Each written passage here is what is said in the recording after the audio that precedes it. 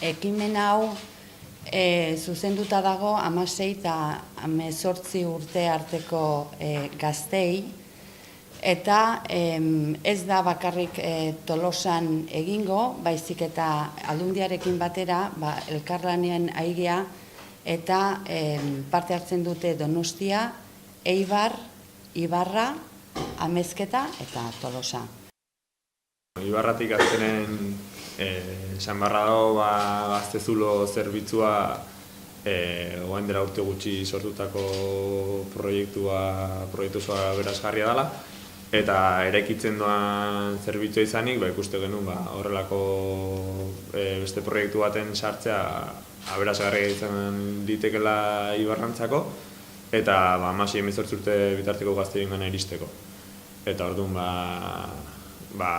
ikusita beharroik neukala,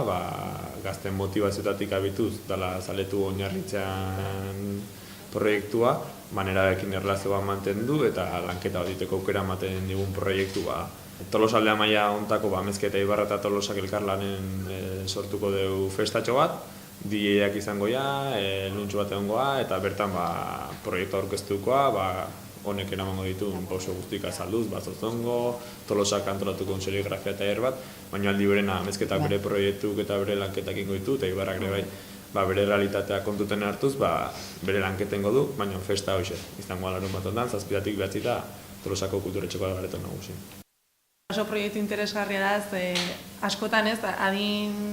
neraben adin bada, gazte bihurtzen ari dian adin bada, azkenen ez dakigulako behaien beharretan ora iritsi, ozein dian behaien interesak, gure ganaztiare hainbeste gerturatzen, eta iruditzen zaigu azkenen olako proiektu txiki batekin, eta bai hainbeste herritako gaztek elkartutako proiektu honetan azken aberastasuna sortuko duela, eta gaineare behaien interesak, Julenek esan duen bezala, beraien interesatik oinarritutako proiektua danez, olaia behaiekin harreman zuzenago lortzeko aukera polit bat iruditzen zaigu dela zaletu proiektu hau.